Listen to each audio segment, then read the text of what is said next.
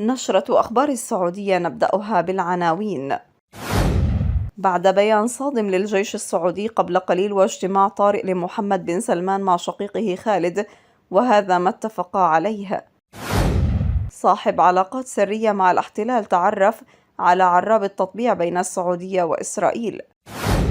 وزير السياحة الإسرائيلي يحضر مؤتمرا للأمم المتحدة بالسعودية. ضريبة سياسات بن سلمان، شاب سعودي ينفجر غضبا بسبب انتشار الدياثة في المملكة. وننتقل الآن من العناوين إلى تفاصيل النشرة، ولكن قبل المتابعة نرجو منكم الاشتراك في القناة وتفعيل زر الجرس.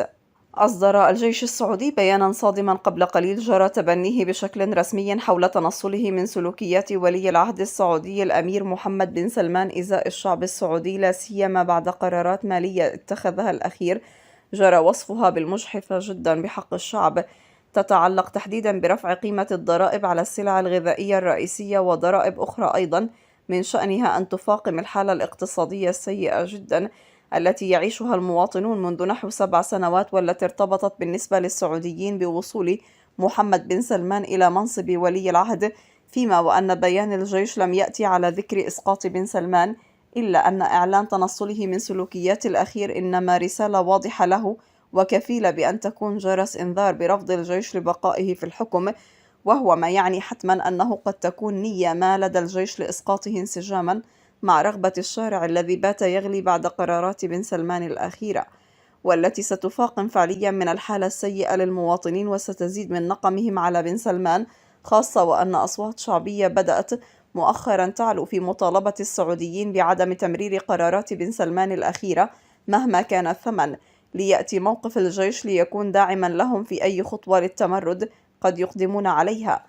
مصادر من داخل القصر من طرفها وبعد بيان الجيش أكدت أن محمد بن سلمان اعتبر البيان خطوة للتمرد الفعلي ضدهم، معتبرا أن البيان مقدمة للانقلاب القريب جدا عليه، الأمر الذي جعله يدعو فورا شقيقه الأمير خالد إلى اجتماع خاص وعاجل، كونه يشغل منصب نائب وزير الدفاع، إذ يبدو أنه يريد من الأمير خالد ورغم الخلافات الكبيرة بينهما أن يتدخل ويحاول وبحكم موقعه أن يحتوي الموقف، خاصة وأن المصادر أكدت أن الاجتماع استمر لساعات بين الأميرين في جناح محمد بن سلمان، وأن والدهما العاهل السعودي الملك سلمان بن عبد العزيز لم يكن حاضرا الاجتماع، ليبقى السؤال حول إذا ما كان الأمير خالد سيقدم فعليا على تسوية الأمور واحتوائها أم أنه سيصب البنزين على النار ويدفع باتجاه إسقاط شقيقه محمد، خاصة وأن الأخير حاول جاهدا تهميشه خلال الفترة الأخيرة، الأمر الذي تسبب في شقاقات كبيرة جدا بينهما بدأت حين وقف بن سلمان في وجه تعيين شقيقه خالد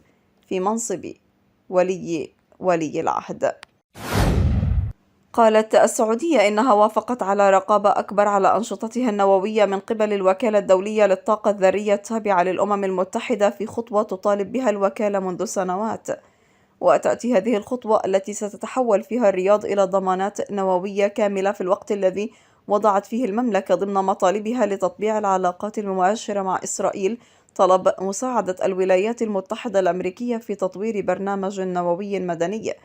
ولدى المملكة العربية السعودية برنامج نووي ناشئ، لكنها تريد التوسع ليشمل في نهاية المطاف أنشطة مثل تخصيب اليورانيوم الحساس للانتشار وفق موقع ميدل إيست آي البريطاني. وقال من جانبه ولي العهد السعودي الحالي الأمير محمد بن سلمان إن بلاده لا تسعى للحصول على أسلحة نووية، لكنها ستطور قنبلة ذرية إذا فعلت ذلك منافستها إيران، هذا وتنفي إيران أيضا سعيها لصنع قنبلة نووية، ولم تقم البلاد بعد بتشغيل أول مفاعل نووي لها، مما يعني أن برنامجها في وضعه الحالي يحتاج فقط إلى المراقبة من خلال بروتوكولات الكميات الصغيرة، وهي اتفاقية تسمح للدول الأقل تطورا نوويا بتجنب عمليات التفتيش الصارمة والإبلاغ. ومن جانبه فقد قال وزير الطاقة السعودي الأمير عبد العزيز بن سلمان أمام المؤتمر العام السنوي للوكالة الدولية للطاقة الذرية إن المملكة اتخذت مؤخرا قرارا بإلغاء بروتوكول الكميات الصغيرة الخاص بها والانتقال إلى تنفيذ اتفاقية الضمانات الشاملة ذات النطاق الكامل. قال مكتب وزير السياحة الإسرائيلي إن الوزير حييم كاتس سافر للسعودية لحضور مؤتمر للأمم المتحدة، وقالت وزارة السياحة الإسرائيلية في بيان إن كاتس هو أول وزير إسرائيلي يترأس وفدا رسميا من جانبه للمملكة العربية السعودية، مشيرة إلى أنه سيشارك في حدث لمنظمة السياحة العالمية التابعة للأمم المتحدة في الرياض. وقال كاتس في بيان: سأعمل على إقامة تعاون لتعزيز السياحة والعلاقات الخارجية لإسرائيل. وبحسب مكتب الوزير من المقرر أن يعقد كاتس اجتماعات مع نظرائه دون تحديد الدول التي ستشارك فعليا وبشكل رسمي في هذه اللقاءات.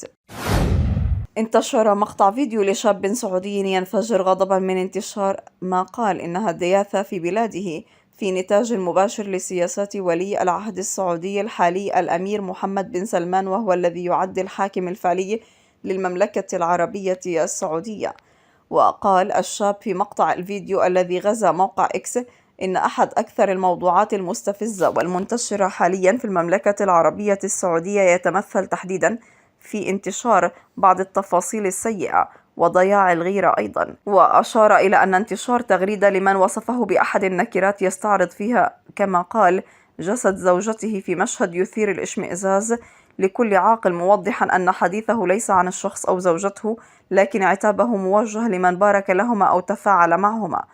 ولفت إلى أن السعودية يفترض أنها بلد مسلم وبلد محافظ، ويعتز من المفترض بهويته الإسلامية بشكل واضح، محذرا من أن كل تصرف ينافي هذه الهوية يظل مرفوضا ومستنكرا بشكل كبير جدا. ودعا في ذات الوقت أيضا للوقوف بقوة ضد انتشار هذه التفاصيل والتحذير منها، والعمل كذلك أيضا على التوعية برفض مثل هذه الممارسات في المملكة العربية السعودية.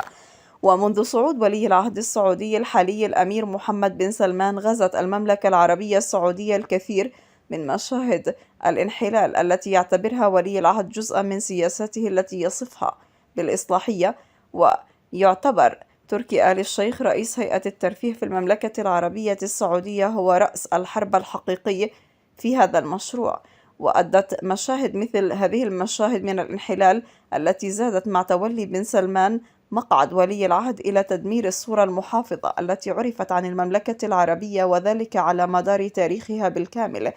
فيما سمحت السعودية بإقامة حفلات غنائية وأخرى مسرحية بعد منعها لعقود. فقد أطلق ولي العهد السعودي الحالي الأمير محمد بن سلمان في الوقت نفسه حربا علنية على التيارات الإسلامية بمختلف توجهاتها، لا سيما تيار الصحوة.